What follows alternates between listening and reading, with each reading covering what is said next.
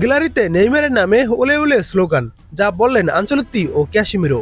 দেখুন, ফিফা প্রীতি ম্যাচে ফ্রান্সের কাছে 2-1 গোলে হেরেছে ব্রাজিল। সাবেক দুই বিশ্ব চ্যাম্পিয়নের এই দৈরত হয়েছে যুক্তরাষ্ট্রের বোস্টনে। যদিও গ্যালারি দেখে সেটি ব্রাজিলের মাঠও মনে হতে পারে, কারণ গ্যালারি ভর্তি ছিল ব্রাজিলিয়ান সমর্থকরা। যেখানে সিলেসাউদের হারের ম্যাচও দলের বাইরে থাকা নেইমারের নামে স্লোগান শোনা গেছে, যা নিয়ে পরবর্তীতে প্রতিক্রিয়া দেখিয়েছেন ব্রাজিল কোচ কার্লো আনচেলত্তি ও তারকা মিডফিল্ডার ক্যাসিমিরো।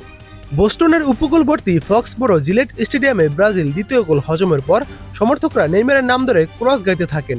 অনেকক্ষণ ওলে ওলে নেইমার বলে স্লোগান দেন সমর্থকরা। যুক্তরাষ্ট্রে ম্যাচ দেখতে গিয়েও যে সমর্থকরা নেইমারকে মিস করেন সেটা এখানে স্পষ্ট ফুটে উঠেছে। নেইমার ছাড়া যে ব্রাজিল দল অচল সেটা গতকাল রাতে ফ্রান্সের কাছে হেরেই স্পষ্ট হয়েছে।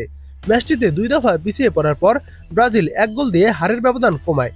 চোটের বিতর্ক ছাপিয়ে ফ্রান্সের অধিনায়ক কিলিয়ান এমবাপ্পে 32 মিনিটে গোল করে দলকে এগিয়ে দেন।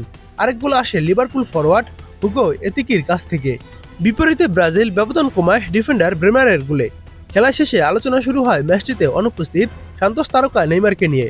তিনি আনচেলত্তির বিশ্বকাপ স্কোয়াডে জায়গা পাবেন কিনা তা বর্তমান সময়ের সবচেয়ে আলোচিত প্রশ্নের একটি, যার জবাবে আনচেলত্তি বলেন, এখানে যারা আছে আমাদের উচিত তাদের নিয়ে কথা বলা। যারা খেলছে, নিজের সবটুকু দিচ্ছে, আগাচ্ছে ধাপে ধাপে এবং কঠোর পরিশ্রম করছে, আমি তাদের নিয়ে সন্তুষ্ট। এখানে দলে জায়গা পেতে প্রচুর প্রতিযোগিতা চলছে।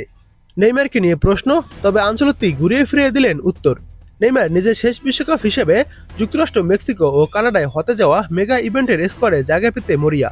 যদিও সান্তোসের জার্সিতে নিজের ফর্ম খুঁজে ফিরছেন 32 বছর বয়সী এই ফরওয়ার্ড। অবশ্য তার উপর আস্থা রাখছেন সতীর্থ ক্যাসিমিরো। তিনি বলেন, আমরা নেইমারের যোগ্যতা সম্পর্কে জানি, সে জাতীয় দলের জন্য অপরিহার্য, বিশেষ করে যখন ফর্মে থাকে। আমার প্রজন্মের কাছে তার জায়গা শীর্ষ 3-এ: ক্রিস্টিয়ানো রোনালদো, লিওনেল মেসি এবং Neymar. Da minha geração, tá no top 3, Cristiano, Messi, Neymar.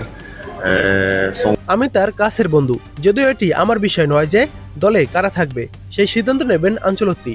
বর্তমানে রিয়াল মাদ্রিদ ও বার্সেলোনার অন্যতম প্রধান 2 তারকা ভিনিসিয়াস জুনিয়র এবং রাফিনিয়া থাকলেও ব্রাজিলের পারফরম্যান্স এমন কেন, সেই আলোচনাও চলছে।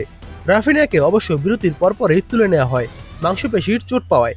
2 শিষ্যর পক্ষ থেকে ব্রাজিল কোচ বলেছেন, আমার মতে রাফিনিয়া খুব ভালো খেলেছে। প্রথমার্ধের শেষ দিকে মাংসপেশিতে অস্বস্তিতে ভোগায় তাকে বদলি করা হয়। তবে সে অনেক সুযোগ তৈরি করেছে এবং বল নিয়েও তার মুভমেন্টও ভালো ছিল। বিনিয়োগ সবসময় চেষ্টা করে, সবসময় পার্থক্য করে দেয় সে। একজন স্ট্রাইকার সবসময় গোল করতে পারবে না, তবে উভয়ে যার যার কাজ ভালোভাবে করেছে। মার্চ উইন্ডোতে ব্রাজিলের আরেকটি প্রীতি ম্যাচ বাকি, যেখানে আগামী মঙ্গলবার ফ্লোরিডার অরল্যান্ডোতে তাদের প্রতিপক্ষ ক্রোয়েশিয়া। সেই ম্যাচে রাফিনিয়া খেলতে পারবেন কিনা সেটি আজ শুক্রবার জানা যাবে। ফ্রান্স ম্যাচে রাফিনিয়ার বদলি হিসেবে নেমেছিলেন লুইস হেনরিক। এরপর ম্যাচের পরিস্থিতিও বদলেছে, গতি আসে ব্রাজিলের খেলায়।